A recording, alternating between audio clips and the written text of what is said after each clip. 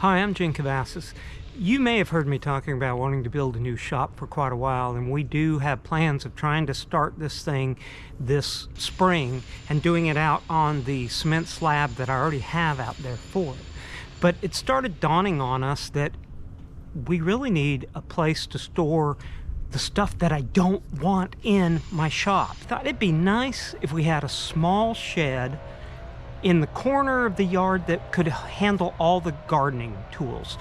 And then Patiowell contacted me and offered to send me a 8 by 6 foot metal shed. And at first I was very hesitant because I've seen metal sheds and I'm not impressed.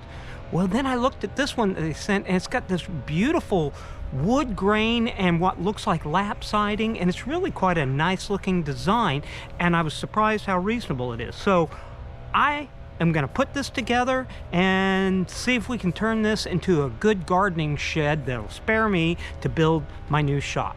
So let's get started.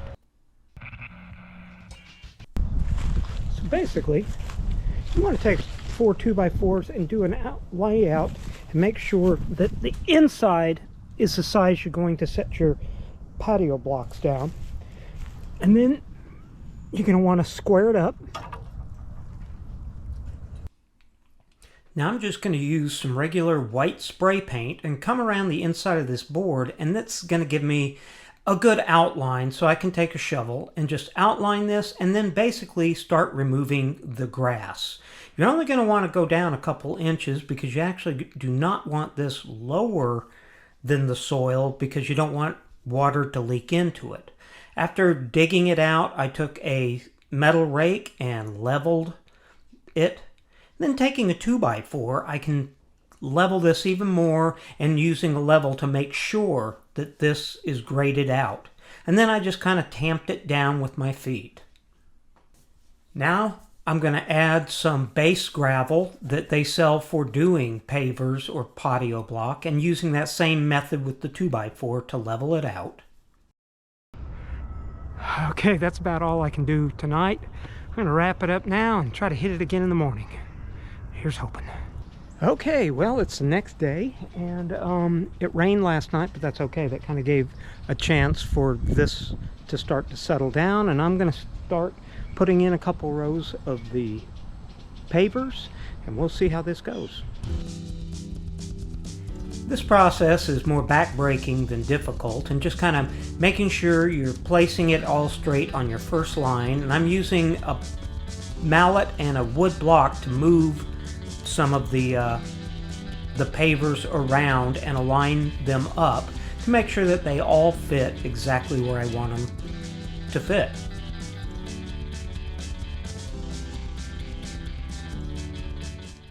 It's been 24 hours or overnight. I managed to crack one of these, so I decided to pick up another and replace that before I pour sand on here. So I'll do that real quickly.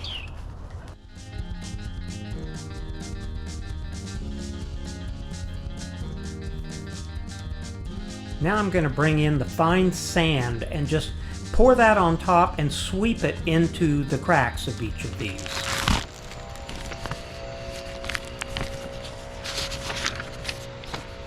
Looks like a parts list. And then your basic assembly instructions. Step 1, we're going to start putting together the base. So now, putting the base together on this is really pretty simple, and you just set your screws. Now this comes with 1,000,000 screws. Once it's together, you're going to try to square these corners up by measuring from angle to angle and make sure that it's the same dimensions. Now, assembling this is really pretty easy. In fact, the instructions make me think of assembling some of my son's Lego kits when he was younger.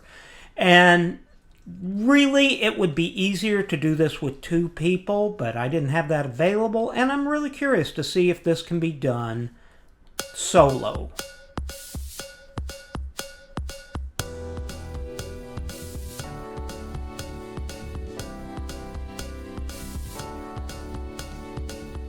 I like the graining that's on these panels. It has a nice look. And it's interesting because it all feels so wobbly, but the further you get, the more panels that are going on and locked in, the stiffer the system starts to become. And did I mention there are about 1 million screws? But it is nice. The instructions really don't have any verbiage on them. They just show where everything goes, and they give you the part numbers.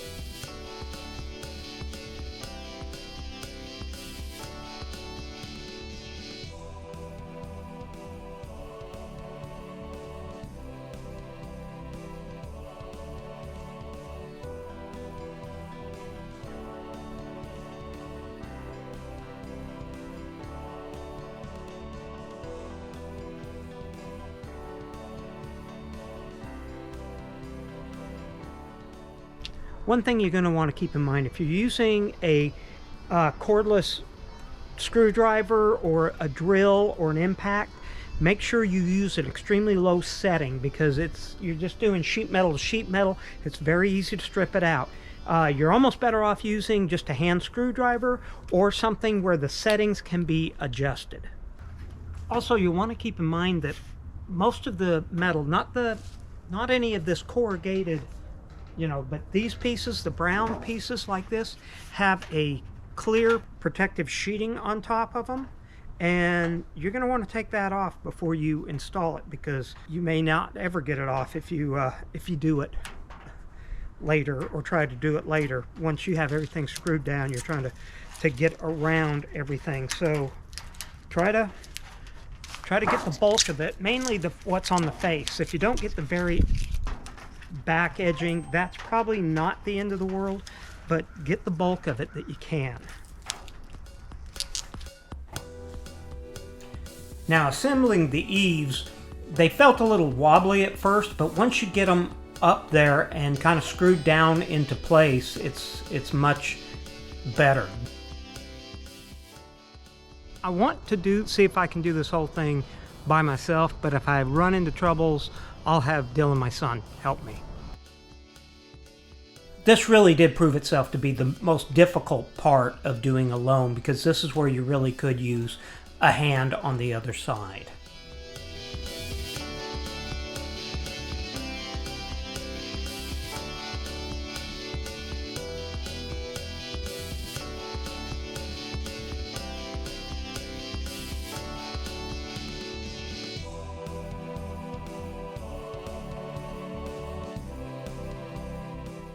Now starting to put the trim on around the door and the corners and the sides.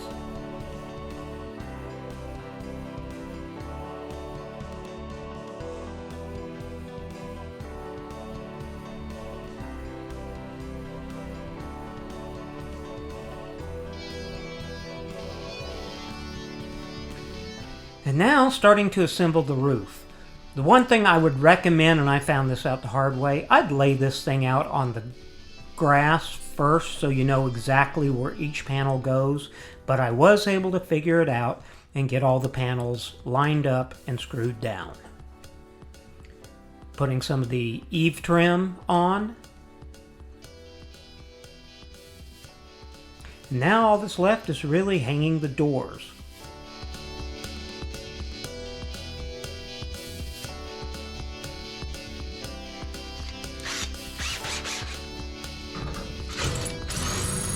Now I went around the inside and using a masonry bit drilled through the holes and set anchors in to hold the shed down to the pavers. You want to go slow with this and don't be overly aggressive because you could crack the block.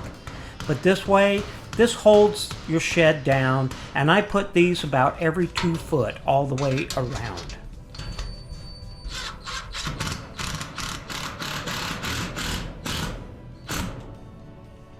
Okay, I've got the little shed put together, and I've also anchored it down. It's tight, it's good to go. So now I got to figure out how can I best use it as the storage that I really intended it for. Let's take a look at it.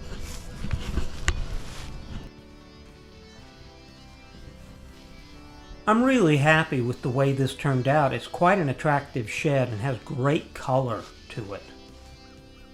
And then I need to start thinking about how I'm going to get everything in it and how most or best to organize and hang things. So using some spare 3/8 inch plywood, I was able to build some wall mounts that will be easy to put hooks and storage on.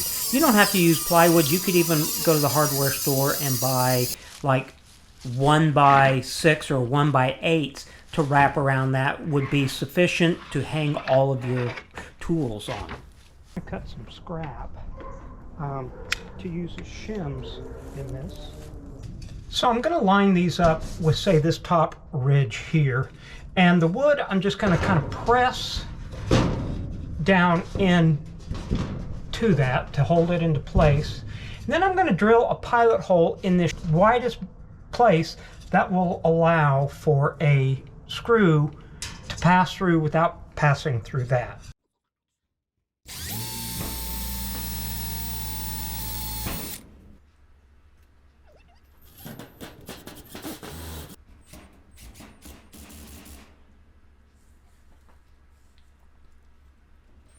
Now moving through this, setting these strips on each one of the upright columns will give me a place to anchor the plywood to and will help to also increase the strength of the shed.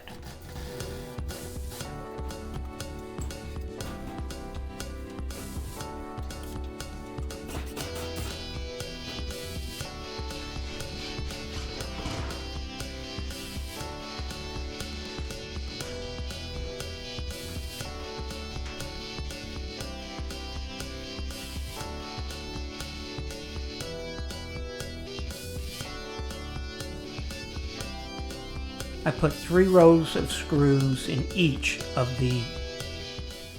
So in this corner, I'm going to use some simple L brackets or corner brackets that I can screw into here that'll help secure that up and stabilize that a little better.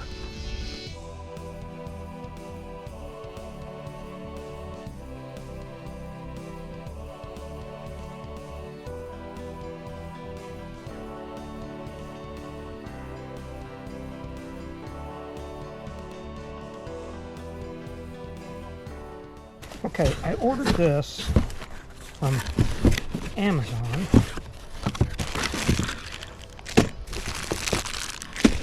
And it's a whole bunch of different kinds of hooks.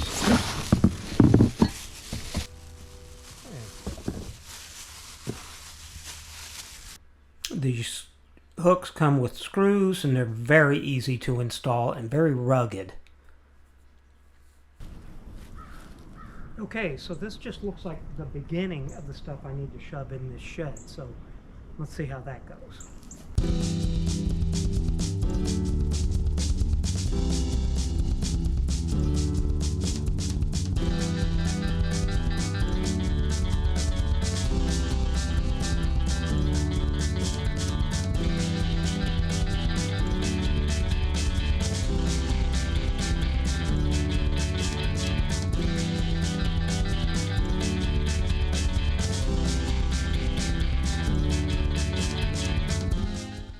Okay, now I have to admit, there's a lot of room in here. I have plenty of space to hang everything, and I've still got room on the floor as well.